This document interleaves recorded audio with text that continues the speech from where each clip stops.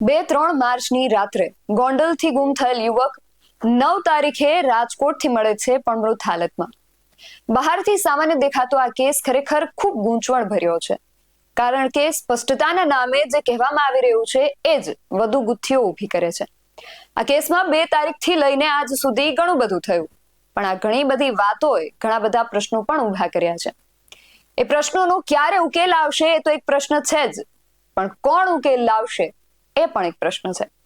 યુવકના પિતા અને એસપી વચ્ચે થયેલ વાતચીતનો ઓડિયો વાયરલ થયા બાદ આજે ફરી આ બાબતને લઈને એક ઓડિયો વાયરલ થયો છે. શું છે આ વાયરલ ઓડિયો અને ક્યાં છે આ વણ ઉકેલાયેલા પ્રશ્નો, જાણીએ અહેવાલમાં. જય હિન્દ, BSI TV ન્યૂઝ પર આપની સાથે હું છું નિધિ ગઢવી. ગોંડલમાં 3 માર્ચે રાજકુમાર જાટ નામનો UPSCની તૈયારી કરતો એક યુવક ભેદી રીતે ગુમ થાય છે. બાદમાં 6 દિવસ પછી 9 તારીખે તેનો પરિવાર મૃતદેહની ઓળખ કરે છે અને ગોંડલના પૂર્વ ધારાસભ્ય જયરાજસિંહના બંગલામાં પિતા પુત્રને માર મારવાની અને જયરાજસિંહે જ પુત્રની હત્યા કરાવડાવી હોવાનો આક્ષેપ કરવામાં આવે છે. અત્યાર સુધી પોલીસનું એક જ નિવેદન હતું કે આ યુવક માનસિક અસ્થિર હતો, જ્યારે તેના પિતા આ વાત નકારી રહ્યા હતા. પણ આજે એક ઓડિયો ક્લિપ વાયરલ થઈ છે અને કહેવાય રહ્યું છે કે આ વાતચીત ગણેશ ગોંડલ અને મૃતક યુવકના પિતા વચ્ચેની છે. જોકે આ વાયરલ ઓડિયોની હજુ પુષ્ટિ નથી થઈ, પણ તેમાં મૃતકના પિતા દ્વારા કબૂલાત કરવામાં આવી રહી છે કે તેમનો પુત્રની ઉદયપુરમાં માનસિક દવા ચાલી રહી હતી. આ ઓડિયો સાંભળીએ, પછી આગળ વાત કરીએ. તકલીફ માનસિક है मेंटल है? हाँ मानसिक એને ઉદયપુરનો ઈલાજ ચાલુ હે, એને ચાલુ રાખ્યો તો એને થોડાક દી હાજુરી અને થોડાક દી પાછો આવું થઈ જાય. આ મામલે ઘણું બધું બહાર આવ્યું છે, પરંતુ આ ઘણું બધું પણ ક્યાંક ને ક્યાંક અધૂરું હોય તેવું લાગી રહ્યું છે. CCTV ફૂટેજ સામે આવ્યા, ઓડિયો ક્લિપ્સ પણ વાયરલ થઈ, પોલીસનું નિવેદન આવ્યું, ઘણું બધું થયું, પણ છતાં અમુક પ્રશ્નો છે જે હજુ પણ અડગ ઉભા છે. આ બંને પિતા પુત્ર જયરાજસિંહના બંગલામાં શા માટે ગયા હતા? આખરે પિતા પુત્રને જયરાજસિંહના બંગલામાં જવાની જરૂર કેમ પડી? પિતાના નિવેદન મુજબ તેઓ જયરાજસિંહના બંગલા આગળથી પસાર થઈ રહ્યા હતા. તે દરમિયાન ત્યાં ઉભેલા કેટલાક શખ્સોએ તેમને અંદર બોલાવ્યા, તેના કારણે તેઓ બંગલામાં ગયા હતા. પણ જે CCTV સામે આવ્યા એમાં એ પોતે હાલી ચાલીને અંદર જઈ રહ્યા હોવાનું દેખાઈ રહ્યું છે. તો અહીંયા આ વિરોધાભાસ કેમ? પછી જે પ્રશ્ન થાય છે કે પિતા પુત્રની ગણેશ અને તેના માણસો સાથે શું વાતચીત થઈ? એક તરફ મૃતક યુવકના પિતા વાતચીત બાદ મારામારી થઈ હોવાનો આક્ષેપ કરી રહ્યા છે, તો બીજી તરફ પોલીસ આવી કોઈ ઘટના બની ન હોવાનું જણાવી રહી છે.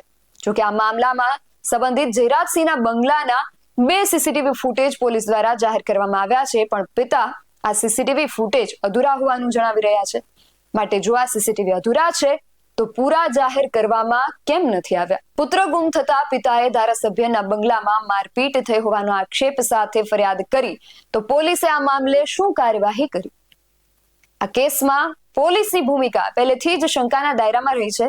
સૌપ્રથમ તો જ્યારે પણ પોલીસ સમક્ષ કોઈ ફરિયાદ કરવામાં આવે ત્યારે પોલીસે ગુનો નોંધી તે સંબંધિત તપાસ કરવાની હોય છે. જોકે આ કેસમાં પોલીસે પિતાની ફરિયાદ બાદ જયરાજસિંહ કે ગણેશની કોઈ પૂછપરછ કે સ્થળ તપાસ કરી હોવાની કોઈ વાત હજુ સુધી ધ્યાને નથી આવી. અને આ સાથે રાજસ્થાનના એક સાંસદ અને ગુજરાતના ધારાસભ્ય અમિત ચાવડાએ આ મામલે સોશિયલ મીડિયા પર પોસ્ટ કરી, અને વળી અમિત ચાવડાએ તો જયરાજસિંહના નામના ઉલ્લેખવાળી પોસ્ટ કરી હતી, છતાં તેમની કોઈ પૂછપરછ કરવામાં આવી હોવાનું સામે નથી આવ્યું. માટે પોલીસની કાર્યવાહી પર અહીંયા સવાલો ઉભા થયા છે. શું રાજકોટ પોલીસ પોતાના જ જિલ્લાના કેસો પણ નથી ઉકેલી શકતી? તેવો પણ એક પ્રશ્ન ઉભો થઈ રહ્યો છે. લગભગ 4 માર્ચે યુવકનું મોત થયું અને તેનો મૃતદેહ રાજકોટ સિવિલના કોલ્ડ સ્ટોરમાં રાખવામાં આવ્યો હતો, અને પોલીસ 9 તારીખ સુધી યુવકને ગુમ થયેલ તરીકે શોધી રહી હતી.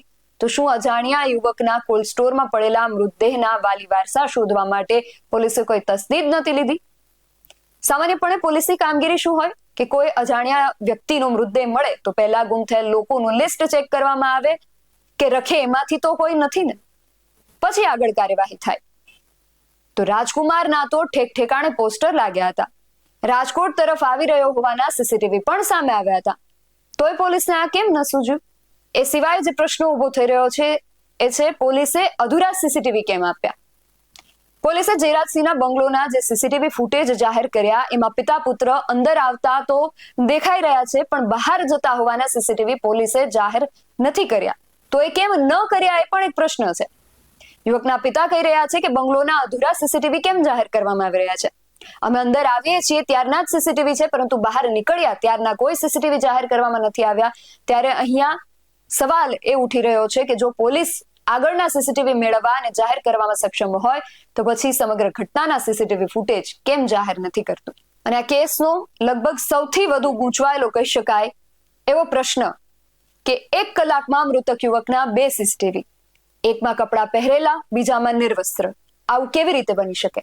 આ ઘટનામાં સામે આવેલ એક સીસીટીવીમાં યુવક નિર્વસ્ત્ર જતો જોવા મળે છે ત્યારે સવાલ એ ઉઠે છે કે મૃતક યુવક રાજકુમાર જ્યારે 3 માર્ચે રાત્રિના 2 વાગ્યાની આસપાસ ઘરેથી નીકળ્યો ત્યારના સીસીટીવીમાં તે અલગ કપડામાં મળે છે અને 3 માર્ચ સવારના 8 વાગ્યાની આસપાસ એટલે કે ઘરેથી નીકળ્યાના લગભગ 6 કલાક બાદ તે નગ્ન હાલતમાં જતો જોવા મળ્યો હતો.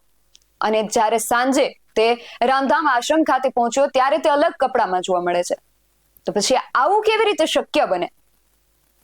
યુવકે ક્યારે કપડાં કાઢ્યા, કેમ કાઢ્યા? યુવકે પોતે કપડાં કાઢ્યા કે કોઈએ જબરદસ્તી કાઢ્યા?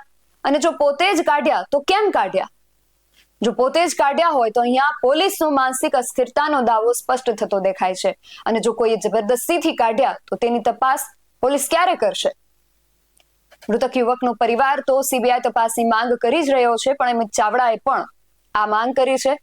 રાજસ્થાનના સાંસદ હનુમાન બેનીવાલે પણ કડક કાનૂની કાર્યવાહીની માંગ કરી છે. અને હાલ આ પરિવાર પોતાના વતન રાજસ્થાનમાં છે અને ત્યાંથી સતત પોલીસની કામગીરી સહિત આક્ષેપો કરી રહ્યો છે. આ બધા આક્ષેપો વચ્ચે આ બધા પ્રશ્નો હજુ પણ અડીખમ ઉભા છે. આ ઉભા થયેલા પ્રશ્નોનો ઉકેલ કોણ અને ક્યારે લાવશે એ પણ એક પ્રશ્ન છે. ગોંડલના આ જે કેસ છે એ વિશે તમારું શું માનવું છે? અમને કમેન્ટ કરીને ચોક્કસથી જણાવજો. આવા જ વધુ અહેવાલો સાથે મળતા રહીશું. તમે મારી યુટ્યુબ ચેનલને સબસ્ક્રાઇબ કરવાનું અને અમને ફેસબુક અને ઇન્સ્ટાગ્રામ પર ફોલો કરવાનું ભૂલશો નહીં. બાકી અવનવી અપડેટ્સ માટે આપ જોતા રહો BS9 ટીવી ન્યૂઝ, સત્યની સાથે સત્યની ખોજ.